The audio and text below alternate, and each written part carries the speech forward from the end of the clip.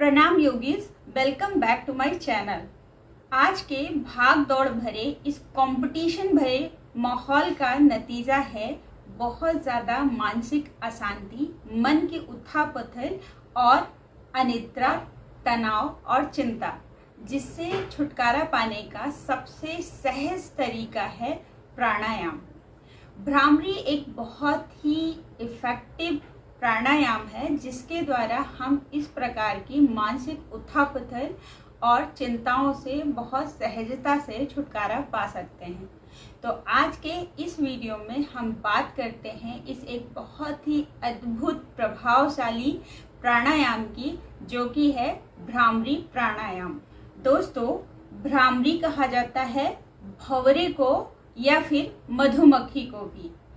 भंवरा जब भिन भिन करके फूलों के आसपास मंडराता है तो उसका जो पंखों से जो साउंड निकलता है, उस साउंड को हम भ्रामरी प्राणायाम से रिलेट कर सकते हैं, क्योंकि जब हम भ्रामरी प्राणायाम का अभ्यास करते हैं तब भी हमारे गले से ये जो साउंड है वो प्रोड्यूस होता है, और इसीलिए इस प्राणायाम को भ्रामरी प्राणायाम कहा जाता है। तो आज के इस वीडियो में हम इस प्राणायाम को करना सीखेंगे, और वो भी दो प्रकार से। एक बिल्कुल बेसिक लेवल से, जिस तरीके से जब हम एकदम शुरुआत करते हैं, नए नए योग सीखते हैं, तब हम करते हैं बिल्कुल बेसिक प्राणायाम, और उसी का एक एडवांस वर्जन जो कि हमारे वो साधक जो कुछ समय से योग और प्राणायाम करते आ रहे हैं उनके लिए है। तो हम बेसिक और एडवांस भ्रामरी प्राणायाम सीखेंगे। भ्रामरी प्राणायाम करने के बहुत सारे लाभ हैं। दोस्तों, भ्रामरी प्राणायाम का हमारे दिमाग पर बहुत ही अच्छा प्रभाव पड़ता है, जिसकी वजह से हमारा मन शांत होता है। जब हम भ्रामरी प्राणायाम करते हैं तो जो हमारी सांसों में गुनगुनाहट उत्पन्न होती है, उस गुनगुनाहट के उत्पन्न होने की वजह से हमारा मन शांत होता है, हमारा चित्त एकाग्र होता है, और यदि हमें किसी प्रकार की टेंशन या एंजाइटी है तो उससे हमें आराम मिलता है। इसीलिए भ्रामरी प्राणायाम बच्चों के लिए बहुत ही लाभदायक है। वो बच्चे जो कि स्टूडेंट हैं, विद्यार्थी हैं, जो पढ़ाई कर रहे हैं, उनके मन को शांत करने के लिए, याददाश्त को बढ़ाने के लिए और चित्त को एकाग्र करने के लिए भ्रामरी प्राणायाम बहुत ही इफ़ेक्टिव है और बहुत ही अच्छा इसका रिजल्ट आता है। तो जो भी बच्चे जो कि पढ़ाई कर रहे हैं, जो स्टूडेंट हैं, उन्हें नियमित तौर पर भ्रामरी प्राणायाम का अभ्यास जरूर करना चाहिए। भ्रामरी प्राणायाम के नियमित अभ्यास से हमारे शरीर में जो वेगस तंत्रिका है, जो कि हमारे अंदर पैरासिम्पैथेटिक जो तंत्रिका तंत्र है, उसको नियंत्रित करता है, उसको एक्टिव करता है, जिससे कि हमारा पाचन तंत्र अच्छा रहता है, हमारे मन की उथल पुथल शांत होती है। इससे जो हमारी हृदय गति है वो सामान्य हो जाती है और हम आराम का अनुभव करते हैं। इससे थकान, कमजोरी, एंजाइटी, इस प्रकार की जो समस्याएं हैं वो कम हो जाती हैं। तो भ्रामरी प्राणायाम का बहुत बड़ा लाभ हमारे तंत्रिका तंत्र पे होता है। जिन लोगों को नींद ना आने की समस्या है, उनके लिए भ्रामरी प्राणायाम बहुत ही लाभदायक है। इस प्राणायाम को आप सोने से 10 से 15 मिनट पहले भी यदि आप अभ्यास करते हैं तो इससे आपको बहुत ही अच्छी नींद आती है। पर ध्यान रहे कि यदि हम इस प्राणायाम को सोने से 15 मिनट पहले कर रहे हैं तो उस वक्त हमें जो हमारा भोजन है वो कम से कम 1 या 1.5 घंटे पहले कर लेना चाहिए। उसके बाद ही हमें भ्रामरी प्राणायाम करना चाहिए, क्योंकि भोजन से भ्रामरी प्राणायाम के बीच का जो दूरी है, जो अंतराल है, वो कम से कम 1.5 से 2 घंटे का होना चाहिए।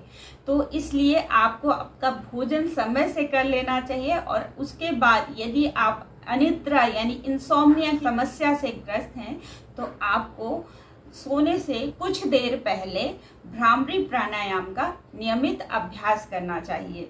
इसके अलावा भ्रामरी प्राणायाम का बहुत अच्छा प्रभाव हमारे हृदय पर पड़ता है। तो यदि हमें हाई ब्लड प्रेशर की प्रॉब्लम है, हमारी पल्स बहुत हाई रहती है, तो हमें नियमित तौर पर भ्रामरी प्राणायाम का अभ्यास करना चाहिए। इससे हृदय गति सामान्य हो जाती है और हमारा हृदय मजबूत होता है, जिससे हृदय से संबंधित बहुत सारी समस्याओं का स्वतः ही निदान हो जाता है। अब बात करते हैं कि भ्रामरी प्राणायाम, जो कि इतना अच्छा प्राणायाम जिसके इतने सारे लाभ हैं, उसका अभ्यास किस तरीके से करना चाहिए। तो सबसे पहले तो हम बात करते हैं कि हमें भ्रामरी प्राणायाम का अभ्यास करने का सबसे उत्तम समय क्या है। अभ्यास करने का सबसे अच्छा जो समय है वो सुबह का शांत वातावरण है। अगर उसमें आप भ्रामरी प्राणायाम का अभ्यास करते हैं तो ये आपके लिए बहुत अच्छा रहेगा।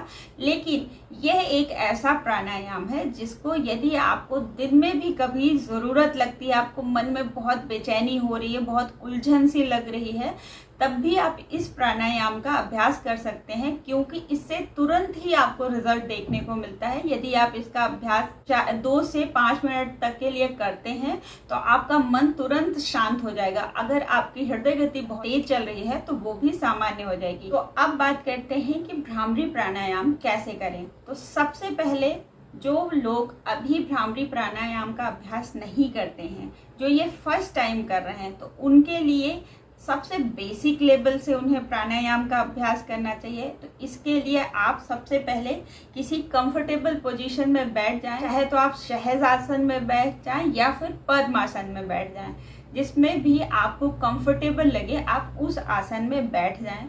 उसके बाद अपने सिर, कंधे और कमर को एक सीध में रख लें। तो सबसे पहले आपको सीधे होके बैठ जाना है, अपने दोनों उंगलियों से कानों को बंद कर लेना है, सांस को लंबा भरना है और उसके बाद अपने गले की जो ये वोकल कॉर्ड है उसको इंगेज करते हुए हल्के से गुनगुनाती हुई सांस को धीरे धीरे करके बाहर निकालना है।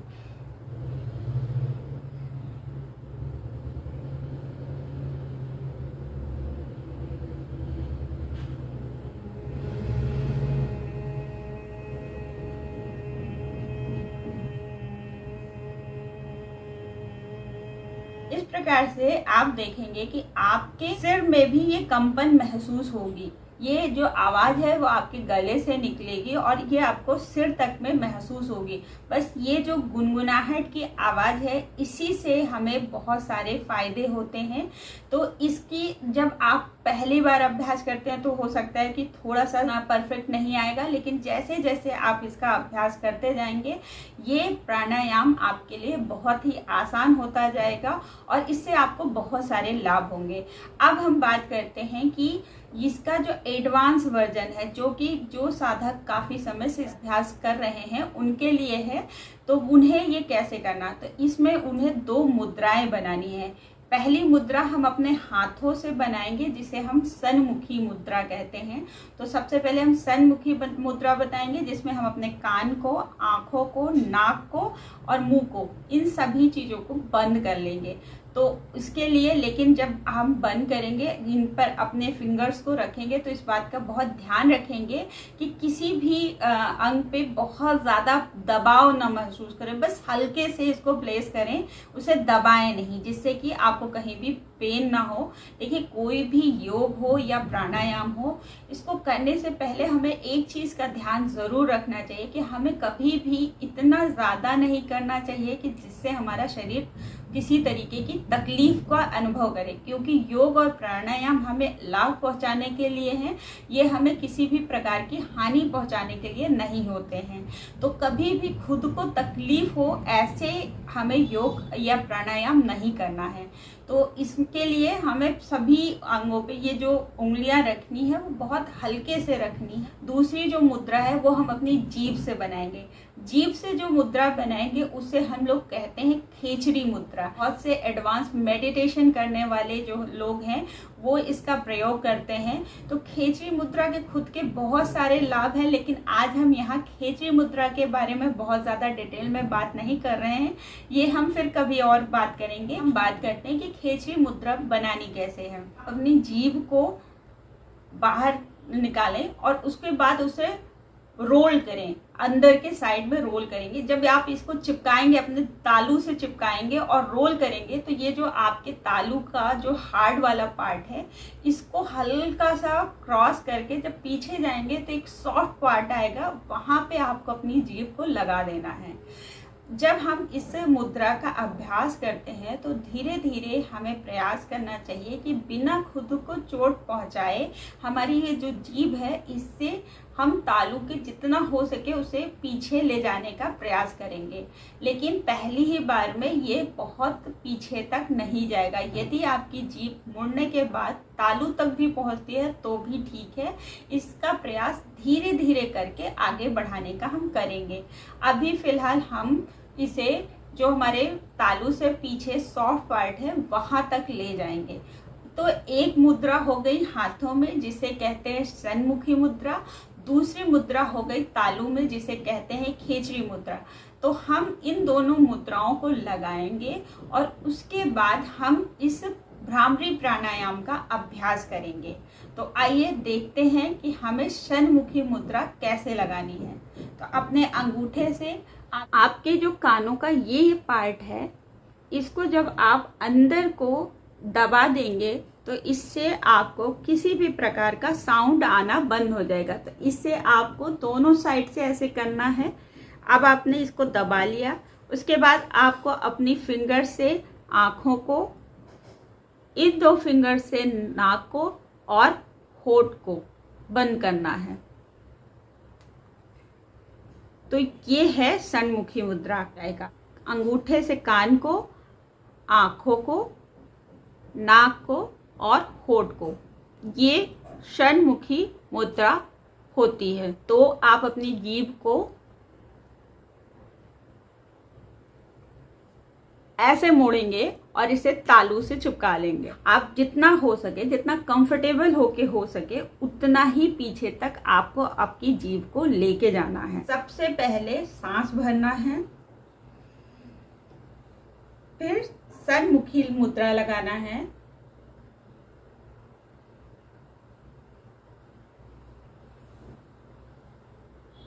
खेचरी मुद्रा लगाना है और फिर हम अपने सांस को बहुत ही ज़्यादा हल्के हल्के उस वाइब्रेशन के साथ बाहर निकालेंगे, जिसे हम भंवरे की गुंजन कहते हैं। इस प्रकार से हम भ्रामरी मुद्रा का अभ्यास 2 से लेके 5 मिनट तक कर सकते हैं, या फिर 5 से 6 बार हम इसे रिपीट कर सकते हैं।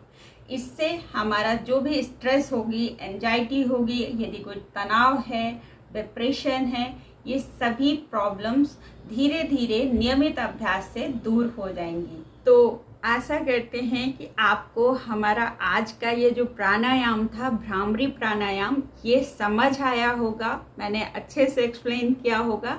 यदि आपको अच्छा लगा हो तो प्लीज़ हमें कमेंट करके ज़रूर बताइएगा। और अगर आपको हमारे ये प्रयास पसंद आ रहा हो तो प्लीज़ वीडियो को लाइक कीजिएगा, इसे ज़्यादा से ज़्यादा लोगों के साथ शेयर कीजिएगा और कमेंट करके आपको जो इससे फ़ायदे हुए हैं उनको ज़रूर बताइएगा। आपसे मिलते हैं अपने अगले वीडियो में। तब तक के लिए नमस्कार।